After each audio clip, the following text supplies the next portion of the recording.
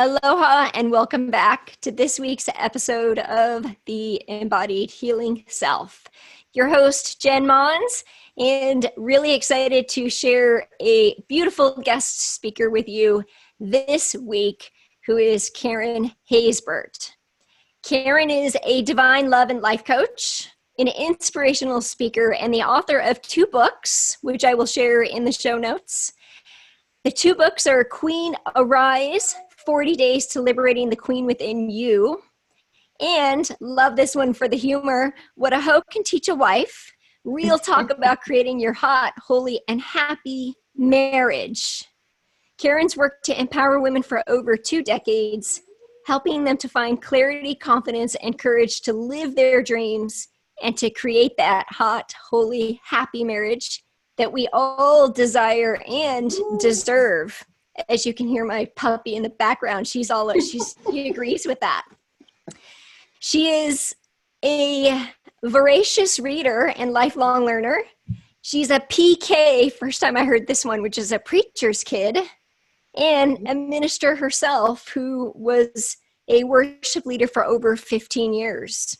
She homeschooled her children for 9 years. I did that as well 1 year.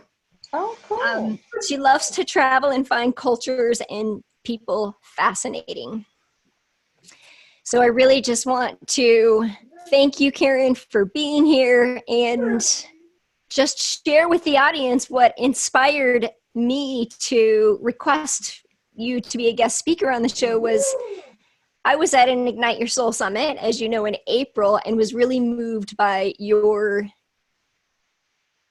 speech that you gave. I call it a speech, but really just an inspirational message that you shared with the audience. In fact, it was in the moment where you encouraged us to go a little deeper into our own purpose that you requested that we create an action step. And in that moment, I felt like my purpose was bigger than me. And I created an action step that was way out of my comfort zone, which I don't know if you remember what that was, but it was. I do. You do. So I had just hosted this podcast. This podcast launched March 21st. And the request was to ask Kate Northrup to be on my show. And I felt like a big request. And when you inspired me to do it, I thought, what do I have to lose? Okay. And so I asked her, because I've been reading her book and sharing it with people, and never really thought that was, in my dream, like my dream podcast list just expanded in that moment. So I really want to thank you for that inspiration. And now I have you on the show as well. So, and my dog is she's like really being talkative today.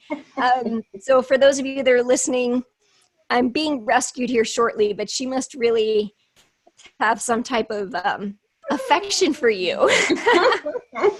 So Karin, thank you so much for being here. One of the things that I really wanted to share with the listeners on the show, not only because you moved me so much, but I love your message of really helping to empower women to do the inner work. As you say, do the inner work so that their outer world and fulfillment and purpose is fulfilled. And as a minister, you've done this all through divine source. And one of the things that I just shared with you before talking on the show is what I know to be true in my world and the women that I work with is that there are many layers to healing. Yes. And the first one is usually the physical body with nutrition, or, maybe it shows up there first. And then there's the layer of emotional empowerment and patterns that show up. And then when we get a little bit deeper, there becomes this opportunity or space that is created for that deeper connection to source, to God, and which is really what our true purpose is to be fulfilled here, is that we are born of unconditional love and created of unconditional love. And so you're really helping women as a life coach to reconnect with that purpose.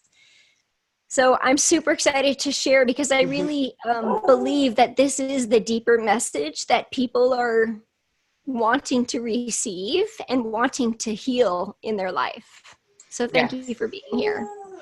Well, I am so excited and so delighted to be here with you, Jen. In fact, yesterday I was looking through the pictures from the Ignite Your Soul Summit, and I was like, oh, there's Jen. I'm going to see her tomorrow. When you were on the stage with Amber, those pictures, and I just remember that moment, and I thank you for that beautiful introduction. Thank you for the invitation. I am honored to be here, and I love the mission that you stand for. And as I was looking at it today, and it says that the intention of this podcast is to create conscious. We could stop right there. Conscious. That was the jumping point or the jump off point for me, because I had spent so much time being unconscious, being in just the loop of repeating yesterday and the day before and the day before that, and not really paying attention to what was going on inside of me, and just how vast and wonderful and glorious the truth of who I am is. And I had to go through what a lot of us go through, that point of crises, when you start to look at your life, and this is what happened to me somewhere in my late 30s, mid to late 30s. I started to look around and say, whose life is this? Like, I'm living to satisfy everyone else's needs, everyone else's desires, just unconsciously doing what everyone else wants me to do, how they want me to do it, when they want me to do it. And I'm not living my heart's desire. In fact, it was so buried that I didn't even know what my heart's desires were. And I think what happens, especially for women, because we have been groomed in, just pick a system, cultural, society, religion. And I could talk about religion because, like I said, I'm a PK. I was born on a pew, okay?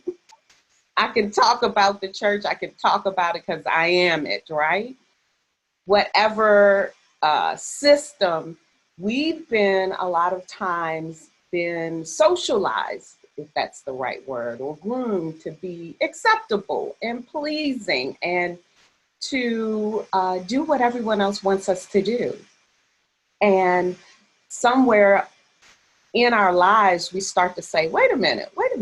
I came here as a whole, complete individual being by myself. Yeah. And I'm here as a part of the whole, but I'm going to leave by myself too. So why am I here? What is my piece in the puzzle? What is my contribution? What am I supposed to be and to do? What is that? And although I knew a number of different things, because I believe that everybody comes here armed and dangerous, you are full of potentiality and possibilities, and there's so much greatness in everyone. And the reason you're being here, just your presence here, means that you're necessary, right? Like, there are no big I's and little U's. Everybody is a part of the overall scheme and pattern and the tapestry of life, right? The circle of life, is the Lion King. My daughter told me they're remaking the Lion King. I was like, what? My 29-year-old son, he was a little chap when the Lion King came out originally, right? And so now I can go with my grands to that. But I had to start asking myself the hard questions. Who am I? Not just what I do, but who am I? Yeah. And then what am I called to be and then to do? We get caught up in human doing Mm-hmm. versus human being, right? Who am I? And so as you talk about this whole process of healing, and that the healer is within you, right? Because the healer is you, Mm-hmm. really, Yeah. an expression of the creator, of spirit, of universe, whatever you choose to call all that is the power that we are all divinely connected to and a part of and came out of, at least that's my theology. Mm-hmm. That whole understanding who I am is key. Identity is key. Identity. So I think the first thing that I had to start to look at, and that I encourage others to look at, women mostly I work with, but anybody, everyone has to face themselves, right? Mm-hmm. Who am I? And it was when I answered the question that I am divine that my life started to change, right? Because there's an old song in the church that's called One Day at a Time, Sweet Jesus, right? And it starts out with, I'm only human, doom, doom, doom, doom. And no, you're not only human. You are divine having a human experience. When I began to accept that and realize that I am divine, I'm made in the image and likeness of the Creator, meaning I'm the drop and the Creator is all the water, the oceans, and the universe. I'm a drop, but I come from divine stock. It changed how I looked at things. Instead of being a victim, I realized I was a victor. Mm-hmm. Instead of me feeling powerless, I realized that I am so powerful because I am a part of the omnipotent force, God, right? I started to take the limitations off of myself and say, really, everything that I'm called and created, formed, and fashioned to do, I can do it because I was made for this. Mm-hmm. I was made for Yeah. this. I love that. And for me, what comes up is it's like a sense of freedom. Mm-hmm. It's like, oh, thank you. Just it's like surrender. Just surrender Mm. to and trust in that God and that divine source. And actually, you know, for a very long time, even the women that I work with, like we spend a lot of time in, like you said, in the human doing. And the truth is that we have our to-do list and God has his to-do list, right? Mm-hmm. And I'm in the process right now of, and I'm still in this process. I've been here for a year of really asking myself, how am I showing up in that belief? Because the belief has always been there for me. And Mm-hmm. then there's the being asked to completely surrender and Mm-hmm. trust Mm-hmm. is a practice. It's a Yeah. commitment and a practice. At least I know it is for me. Mm-hmm. And it also feels really good. It's like, Yeah. you mean all I have to do is just ask myself, who am I? Who, like, what's important to me? What makes me happy? What lights me up? We live in a place and a time where we can express this, Mm-hmm. which hasn't Mm-hmm. always been the case for women. This is very true. Um, Several years ago, when I answered the call to do this women's movement, Queens for Christ, the words that God spoke to me was, there's another great awakening happening in the earth realm, and it is the Queens rising. We're rising to take our rightful place Mm-hmm. as Queens for Christ. And the thing about that is because in the church world, there have been these different awakenings, this great awakening and that great awakening. But the awakening that the whole world, not just the church, the whole world is seeing is us as women rising and saying, oh no, I have a purpose. I have a destiny, and I am going to fulfill it. I'm not going to settle for less. I refuse to live below my divine birthright. I'm going to go for it. I'm going to express myself. I'm going to say what I want and go after it. I believe that the desire that is implanted, first of all, the desire is implanted in me, encoded in my DNA by God himself. And I think a lot of this stress and anxiety and dis-ease is we're going against those desires. We're trying to fulfill someone else's plan for our lives.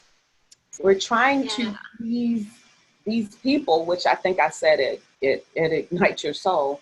I'm trying to please somebody who doesn't half like themselves. And I'm trying to get them to like me. What's up with that? Like, no, I'm going to pass on that. And I don't say this to sound like this, this big rebel, but I'm not a rebel when I'm being myself.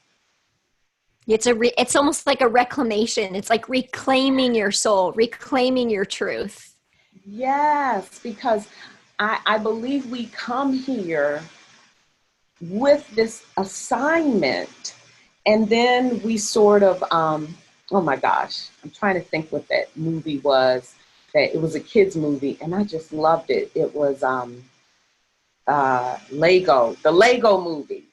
And everything was get in line, and everything is awesome. You know, I still go to the kids' movie. And I remember that one Lego man realizing I'm the special. Like, what? I'm supposed to break the line and do something different? Like, yes.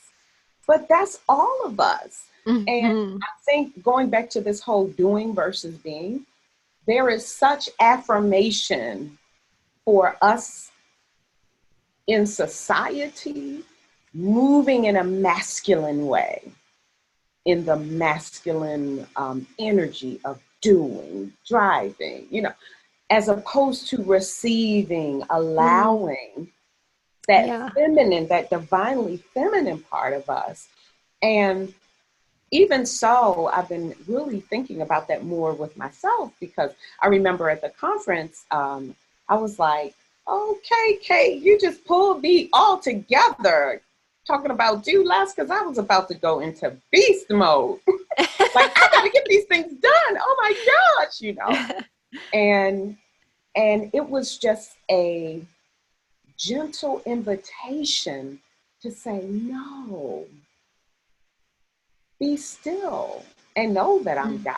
Be still and understand that I have a path. I think a lot of times what we do is we go to the Creator saying, this is my plan, bless it. Well, how about if we get the plan that's already blessed? And we just receive it. Just receive it. Receive it. If we maximize the power of stillness and meditation and just allowing our divine source to speak to us, because there is a plan that is already blessed, that is already laid out for you. And I think some of this stress and strain comes when we don't seek and we're throwing things in that we saw someone else do. But just because that worked for them, it doesn't mean it's going to work for you. It may not be your methodology.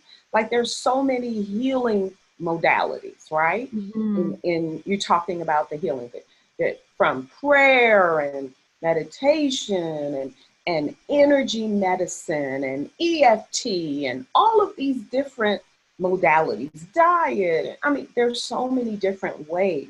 But what do I need to do?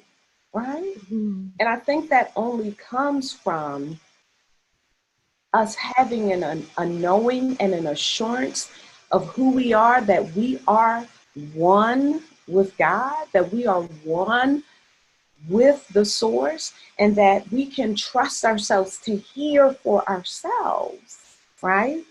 And follow the little breadcrumbs like Hansel and Gretel. Yeah. And follow the little bunny trails, and be willing to be flexible and flowing. That how you did it the last time may not be how you're going to do it this time, because maybe there's a new lesson that you need to learn.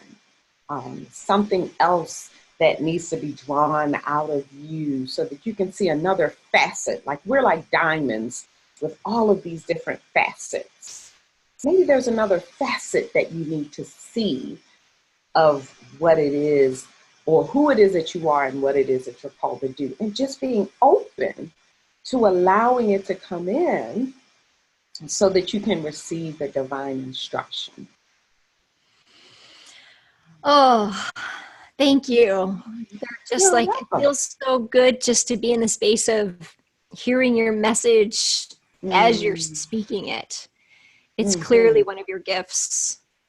Oh, And there's so many things that you shared that I loved. A couple that I just want to bring a little more light to. And one of them is that, because I feel very strongly about this as well, that there is this new movement, this new shift that is happening into the feminine energy, as you called it, that our inner queen rising. And it's very different. It's coming home to who we really are. And it's embracing the qualities of the being that are in both men and women, the nurturing, the compassion, the empathy, the listening, the receiving. And I don't think you know a whole lot about my history, but I went to a military academy. I was 7% female in the military, Coast Guard license, worked on ships. I was an engineer. I mean, extremely masculine. And life-altering event changed the course of my life.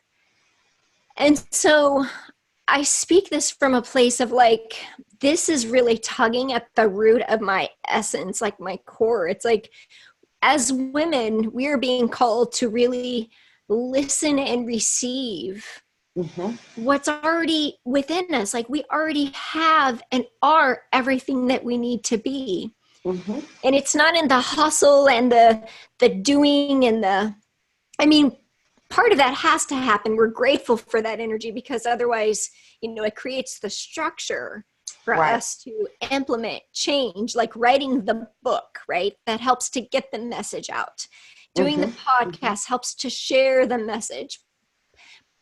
But the invitation to sort of relax into who we were born to be is like a miracle in itself. That's just waiting to be, it's like a present just waiting to be unwrapped.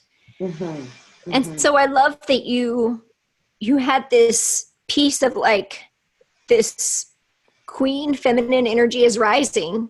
And I love how empowering you are in your ways of like, you have a really great balance of like empowering women in a way. You also keep it fun and you keep it real. And by the way, for those of you, because this video goes on YouTube. Yes, this woman is a grandmother. Isn't she gorgeous? Like, well, I thought we were the same age. But, just owning the feminine qualities of being sexy and being a wife and a mother and a grandmother and also being a motivational speaker who changes people's lives. Like we can do all of that from a place of like our heart and our truth, what God has called us to do. Yes. Oh, thank you so much. I mean, and I say this because this journey for me really started in my first mentor was a young woman who was not quite young enough to be my daughter, but she was really close. She was like 30s, maybe early 30s. And, but she had it. And it it was like when listening to her, I felt like listening to myself. And like when we connected, she was like, did we talk before? I'm like, no. And all of the stuff that she was bringing up, I was doing. I had been doing the work. And I say that because the truth is we're all the same age. You know what I mean? Because we all emanated from the same source. And one of the things I had to understand for myself, because I'm around a lot of younger women, and sometimes I would feel like, oh my gosh, girl, I am so behind. and I had to say that, you know, my path is my path. So I'm saying this to any of you ladies who are a little more seasoned in ways, in terms of your years, like I am for some ladies, that your journey is your journey and it's perfect for you, right? I allowed myself to go through the process of change and transformation for myself first, but then for my daughters, because I have two girls. They're 15 and 17 still at home. And I made a decision that they would not be limited in the ways that I felt I was. Like everything I learned in this awakening, I taught them. I mean, everything. Like they're 10 years old and I'm explaining, you know, EFT, and I'm explaining the subconscious mind, and I'm explaining that the conscious versus the subconscious and the unconscious and the superconscious. I'm explaining those things because I don't want them to be 30 just figuring out that 95 to 99% of your actions are really controlled by your subconscious mind. So you got to go inside and deal with the inner work to disrupt those patterns and programs so that you can really get the actions, solidify them in your life, because that's what's really driving your bus. So I talked about those things with them when they were 6 and 7, and being able to homeschool them allowed me to do that. They had their schoolwork, they had their spiritual work every single day. And so I look at even my journey as it was such a beautiful investment in myself and then in them, and I'm right on track, right? For what it is that I'm called to do when I'm called to do it.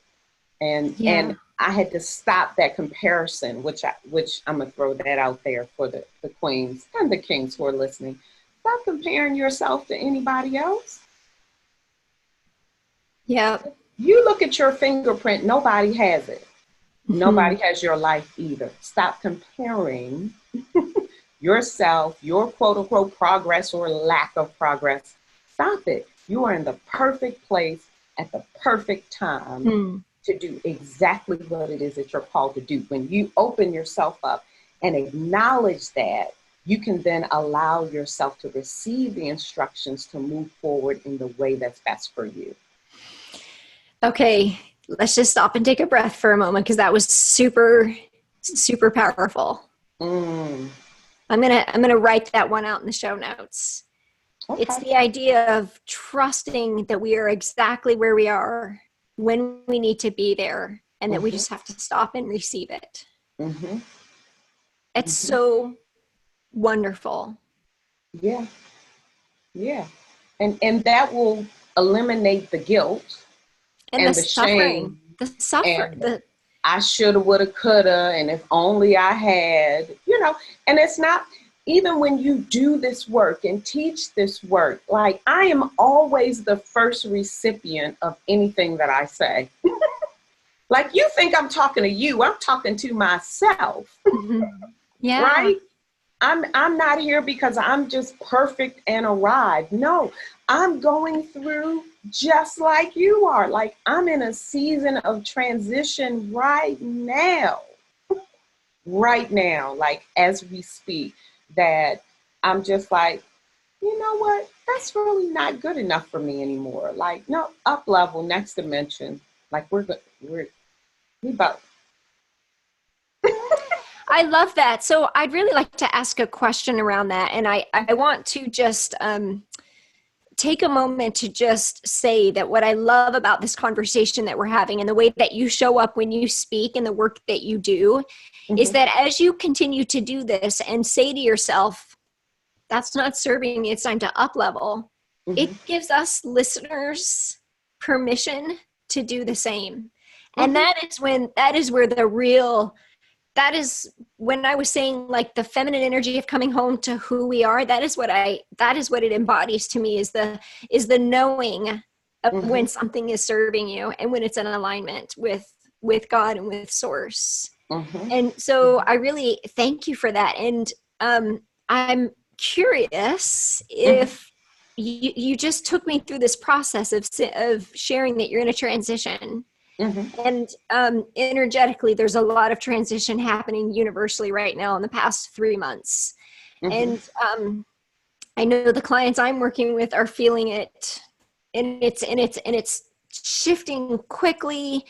I'm seeing a lot of like in 2 different ways. This is just what I'm seeing is like either there's the stuck in the patterns and the excuses, and there's some loss and some grief happening, or there's this shift of like, am I ready for this moving forward? And then there's an invitation for self-compassion on where you are and where you're going. And so my question to you is, as you said that, I was curious about what is the self-practice that you do to check in with yourself on how you're showing up when you decide that it's time for that transition to step into that next level?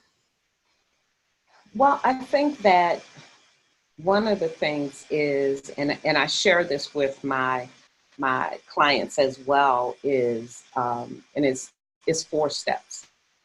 Is the first one is face it. Face it. I think going back to that first where I stopped on the description of your show, conscious, slipping into unconsciousness is so easy, right? Because it's almost like when you're first learning how to tie your shoe when you're 3 years old. You have to do this, and you pull it through, and you got to do loop here and do a loop here, and you got to pull it in. You have to think about every step. I'm teaching my daughter how to drive, and it's like I just realized how terrifying that could be as a new driver. Like I've been driving, oh my God, for 35 years I've been driving. So to me, driving, I can drive with my eyes closed, with one finger and putting on makeup, and you should do that, but I can do it, right? And I watched her, and I saw how she was like, oh, we were just in a empty parking lot, and she's like, oh, and a couple times I had to reach over, like, wait a minute. But it's so easy to go unconscious, because once you get something, then you don't have to think about it. Your subconscious mind kicks in. And so we're so used to doing things habitually that we sometimes stop facing what's going on around us. And so I always say that I have to stop and take a moment and face my life, face myself, look myself in the mirror, right? Mirror work is one of my favorite. That's one. Face it. Because you cannot correct what you will not confront. You can't shift it if you don't even know it's there, or if you have been suppressing it so long that now it's repressing, you don't even realize, right? So you got to be willing to face things in your life. For me, full vulnerability, I said, I've got to face some things that are going on in my relationship. Because this has been good for a long time, but now it's just not good enough. That's family relationships, husband, children, sister. I gotta face that these areas are no longer good enough. Like I need to shift and create some new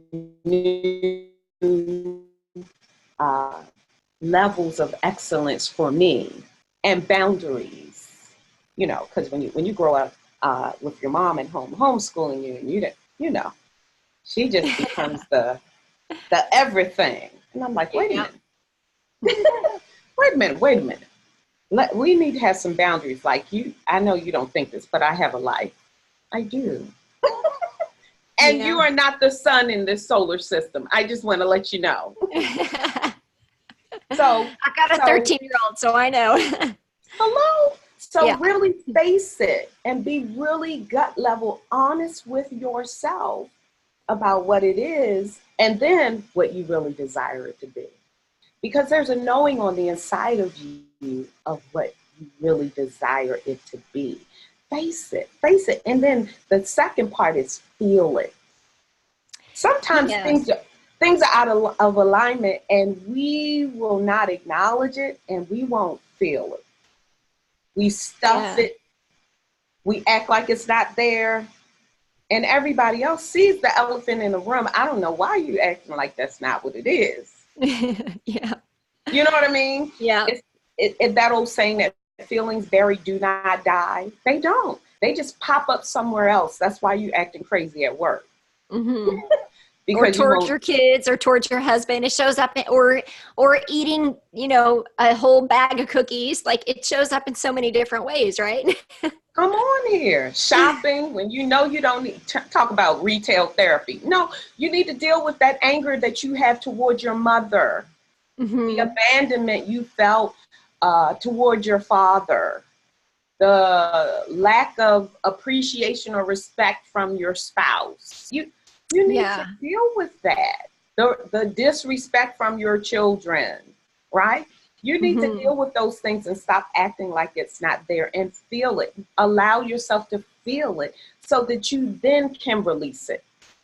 Lean into it is what I like to say, because it's much easier to turn the other way. But that leaning into that discomfort is where the gift is. It's where the answers are. It's where the trust in God is. It's fully surrendering.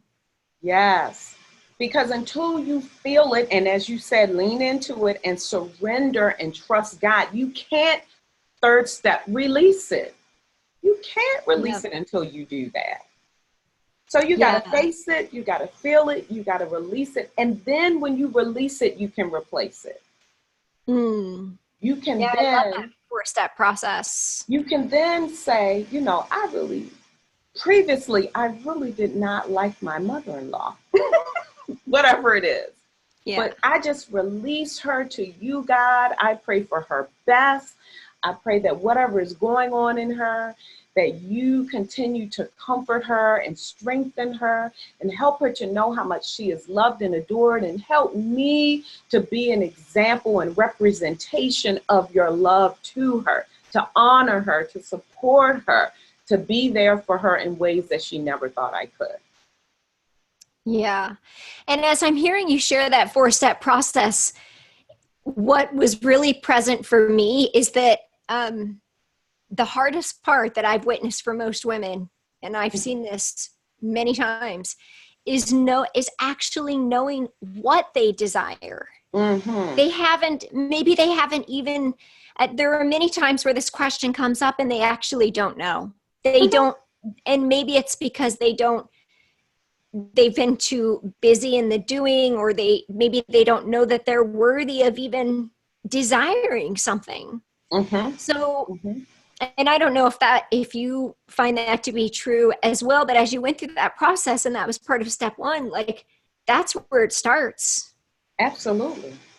So what would be what would be like a little nugget of wisdom or a practice for a listener just to get started? Because there's prayer and intention and affirmations, and there's all kinds of buzzwords we can throw out there where we think we're creating change in our life, but it's not until we actually go deep into the inner work, like you said, where we face it and we feel it, which is not always comfortable. The real change starts to happen.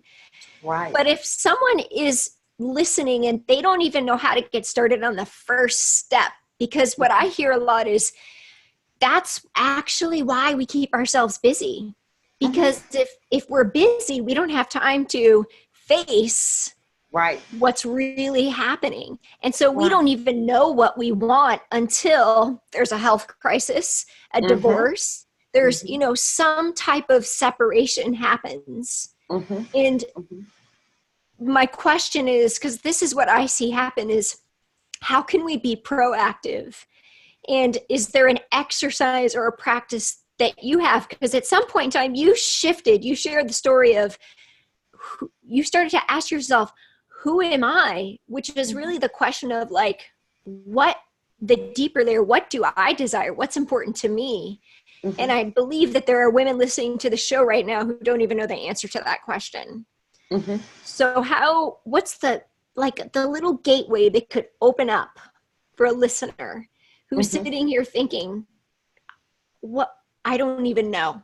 Because if you go to a therapist, we're going to talk about, you know, the things that happened in the past. A coach is somebody who empowers you, which is what you and I do. Right. But what is a way that you could in your, like, some type of, maybe you found a practice or something that helped you, or maybe you could go to that defining moment for you and what came through for you when you just decided to realize, like, this is my life and I don't even know what I stand for. Like, I don't even know what's important to me. And I really want to know. Okay. And this is very common, very, very common. It's interesting because one of my sorority sisters, a couple of years ago, I got the phone call that her husband died. And so here we are, you know, 40-something years old. You don't expect your husband to die. You expect, and they were like lovers since college. So after the funeral, she actually came. She lives in North Carolina. She came up, and a lot of our sorors got together, and we were having dinner. And I mean, he was a doctor and, you know, very successful. She's a nurse, and, you know, they had what looked like this perfect life. And she said, you know what? I don't even know what I like. And I was flabbergasted because, you know, I didn't talk to her often. She seemed to just have it all together and everything in place. Her daughter was in Harvard and going into med school and, you know, all of this stuff. And she's like, I don't even know what I want. I have no idea. And I think, again, it's acknowledging that I don't know what I want. Yeah. And, like, really and not don't. Judging yourself, right? And not without judgment or expectation that you have to have the answer right now. Exactly. You may not, but you have to keep asking yourself and asking God the question, who am I? And what am I here to do? What gift am I here to share? What am I uniquely formed and fashioned to bring forth in the earth? Because again, you're like this puzzle piece in the divine tapestry that if you don't put that piece in place, there's a hole. And so the thing that's been really helpful for me, so like for me, when it happened with me, it was funny. I was reading a book by Dr. John Gottman. Love Dr. John Gottman, and he was pitching one of his books, and the publicist asked, "Okay, well, what's one thing you can do like right away that would change your marriage, right?" And he stopped and he said, "Honor your wife's dreams." And the guy was like, and got up and just left. He's like, okay, wow. Dr. Gottman's like, I guess that didn't go well. And what he didn't know was that this man got on the train, this is in New York, got on the train, went straight home to his wife. His wife sees him coming in the door, like middle of the day, like, oh my God, did he get fired? What's going on? He said, I just came home to ask you, what are your dreams? And she's like, I thought you never asked. And they just had this wonderful, intimate evening together. And of course, Dr. Gottman got the deal because the Pope was a believer, right? And so I'm thinking about that. And I'm thinking about that, like, the next day, God is my witness. I walk into my husband's office and he turns around and says, "What are your dreams?" I could have fallen out on the floor. I was like, okay. But here was the thing, Jen. I didn't have an answer. Wow. I didn't have an answer. And I said, I'll have to get back to you. And it made me think of my soror who had gotten so busy in doing, so busy in day to day, so busy in life that this is how I say it, that I took my dreams, put them on the back burner of the stove of life and cut the fire off. Yeah. And so I had to start asking myself, what do I want? I have a book called The Book of Desires, and just a composition book. And I'll just write down whatever comes up, whatever. Oh, I love that. And I'll write whatever it is that day, that moment, I'll just write it down, write it down, write it down, write it down. What do I want? What would make me feel really good right now? What would make me feel happy? What? And it's not just about, something, your purpose is to heal world hunger. No, it can be, I just want to go to a lake and row. I mean, have a piece of chocolate. Have some chocolate, play jacks. I love to play jacks. Okay. Go on a hike. The one thing that in my book of desires that I haven't done yet is I want to go on a 2-week vacation to Hawaii. So let's talk about it, girl, because that's where my husband's from. Hello. I mean, really. So reach out to me because I'm very connected. I live there. My husband grew up there. His whole family's there. So okay, I'm looking forward to helping you plan your trip. Now, but look at this, Jen. Because I shared my desire out loud. You went. Now I've made a connection with someone who can help me in manifesting my desire. And we just did that live. See, you got to acknowledge that desire is in you and put it out there. And I'm not saying you should tell everybody because some people are dream stealers. Okay. You cannot tell big dreams to small minds. And maybe it's not a big dream, but just my desires. Because we've been so used to hearing no, no, you can't do that. No, that's too much. You're too much of this or you're too little of that we start to suppress our desires and what we really want. We start to see like it might not happen. Okay, but it won't happen if I don't even acknowledge it. If I don't let myself go there, try some things, test some things out. You might say, I really want to do X, Y, Z, and you do it and you realize, no, but you learn something. You learn something that you don't really want. Well, that's true. And the answer is no if you don't ask or if you don't put it out there. Yes. So I would say every day, get yourself a little book and start writing down things that you want. I'm doing it.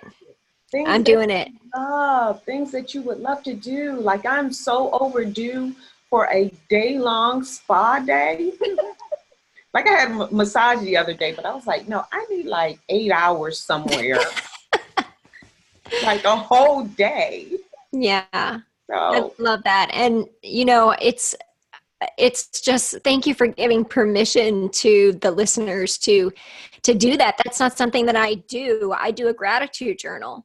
And I love the value of the gratitude journal, and it's not the same. And as I said the words out loud, I noticed that when I speak with women that there's, and I'm going to bring up an interesting point. They don't always know what they want either. But there is that deeper level, I believe, in just saying it and allowing yourself to feel it and receive it. Like, so what I notice about myself is like, I can write down or I can say what I want, but do I really believe? Do I really believe that it's waiting for me is a whole nother part, right? The receiving it part, the feeling it. You said your step 2, face it. What do you desire? And allow yourself to feel, I think both, like what comes up in the belief system if there's something standing in the way of you receiving it, and how is it going to feel to be in that desire? Like those two things are the part that I know myself don't do, is allow myself to be in the space, in that energy of allowing myself to feel what I desire and how it's going to feel for me. And I think part of it's because I'm afraid of the what if it doesn't happen. I'm just noticing that comes up for me. So I just want to like second that feeling it part, I really think is a very important piece.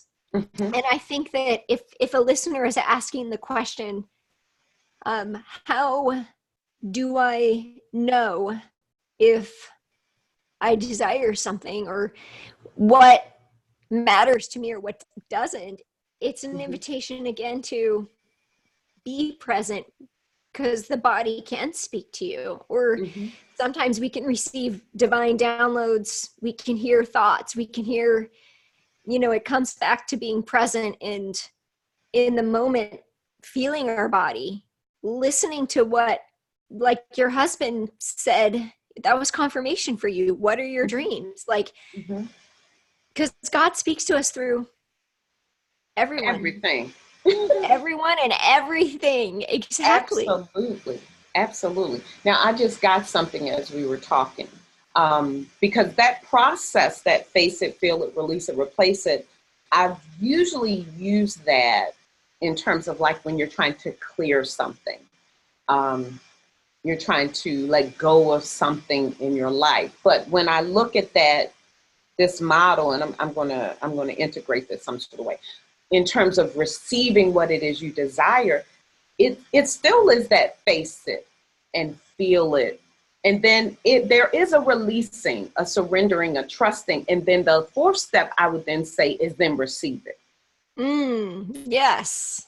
Yeah. So I love that. Face your desire. Face that this is what you really want, that it would make you feel really good. It would make you feel empowered.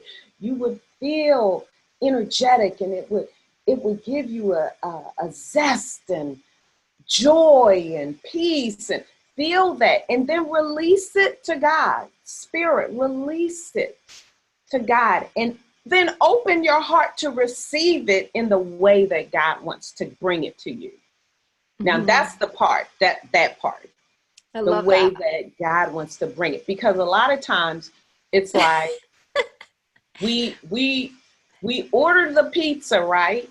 We ordered it from Domino's, but there's a black car out front and it doesn't have the Domino's. We're like, oh no, that's not my pizza. But it is. Yeah. And sometimes we get confused at like, how does the queen show up? Is she making demands, or is she in alignment and receiving what is already there for her? Right. Because sometimes we think we can just call out everything we want. Receive it the way God wants to give it to you. Because it may come in a way that you usually, there's a scripture that says, God is able to do exceedingly abundantly, immeasurably more than we can even ask, think, or imagine.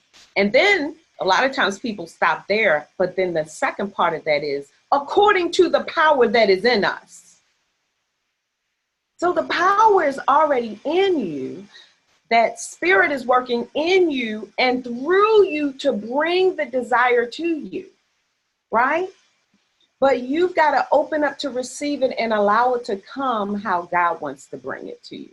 And be open to the process, because there's usually a process. The person who gets the dream is not the person who fulfills it. You've got to grow into it.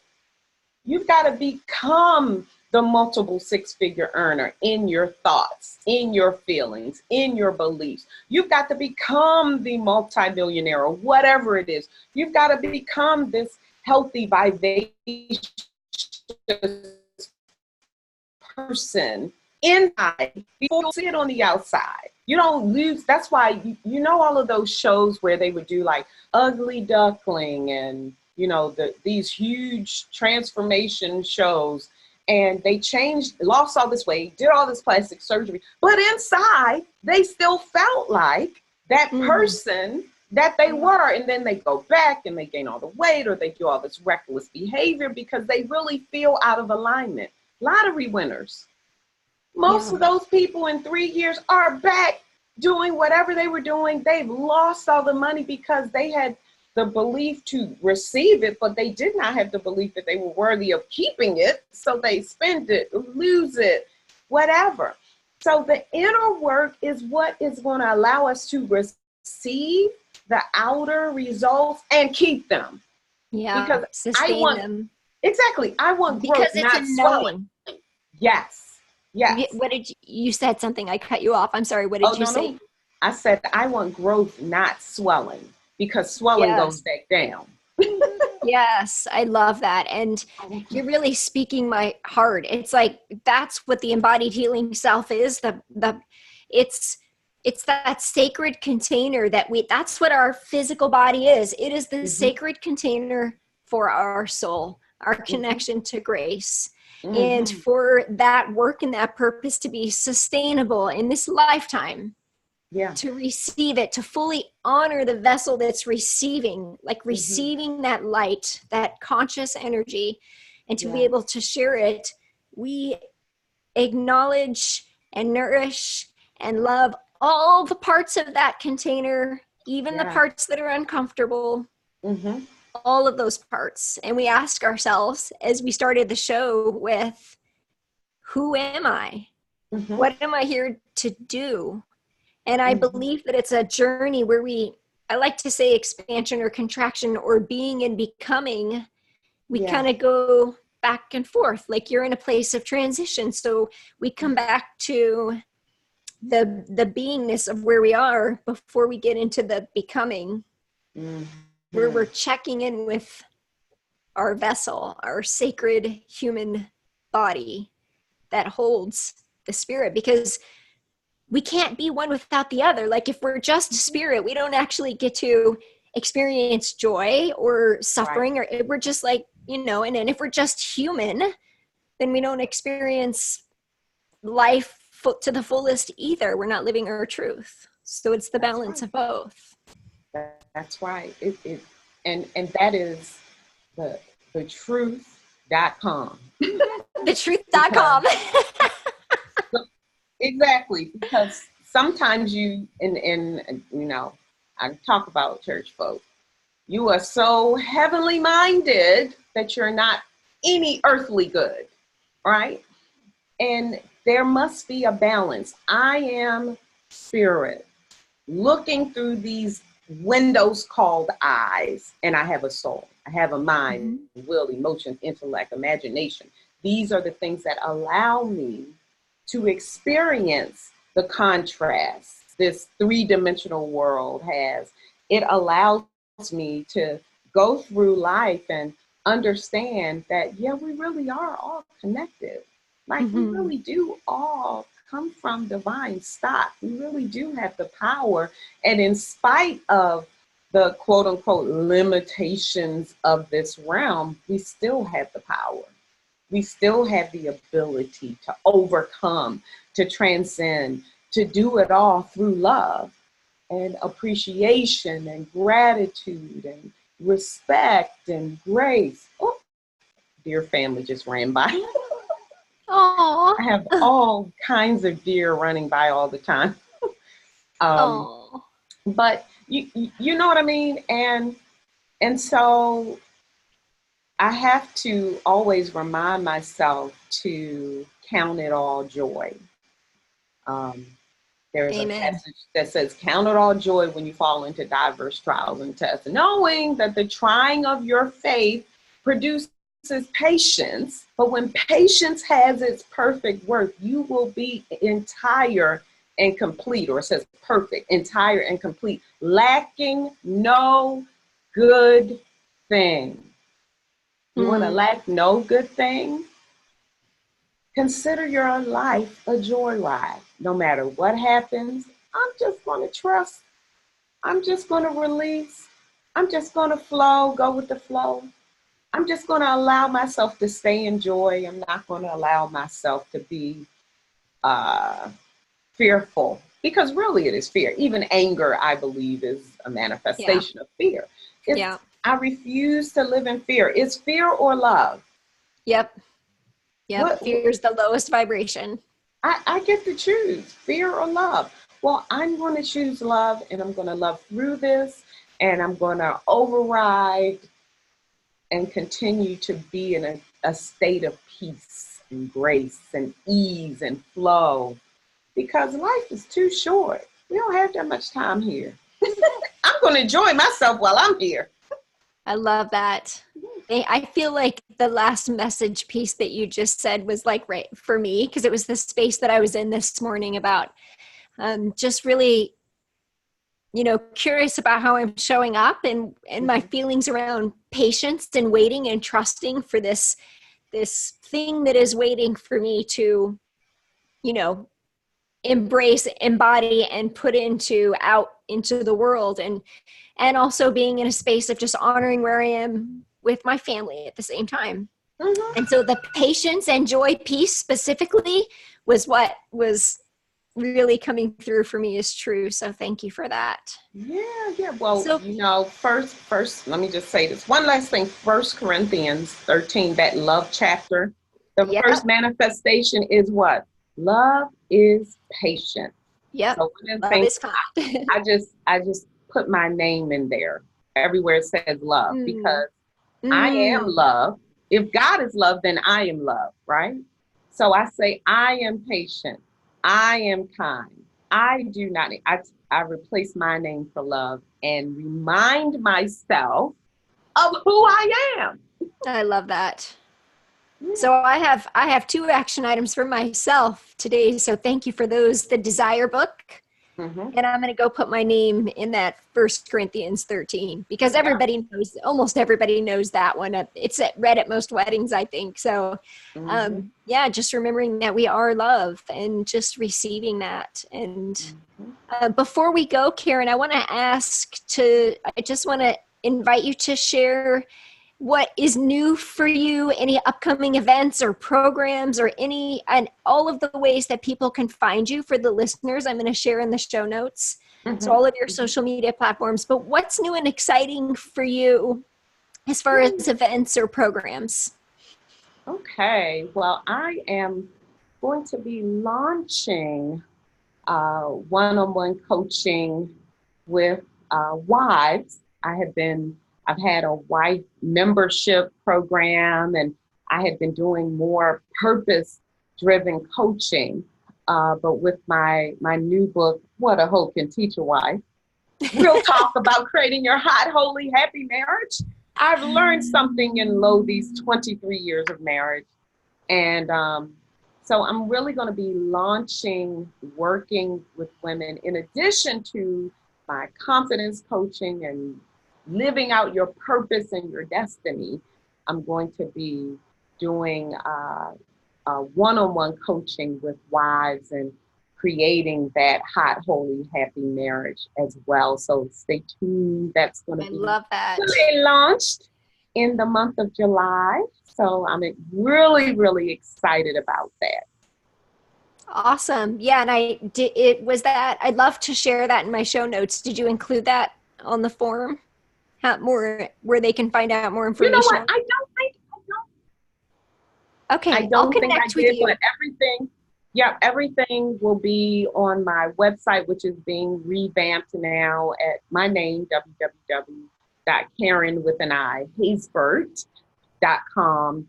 And for those wives or women, actually, I was going to offer additionally the standing confidently, creating in your purpose, your presence, your profitability, what I'd offered at Ignite Your Soul. So I'll share that link for the women to take advantage of that as well. But that's new. That's the new thing that's coming up. Awesome. I'm just excited to be of service. Yeah. And that's what we're here to do, is really just be of service. Absolutely.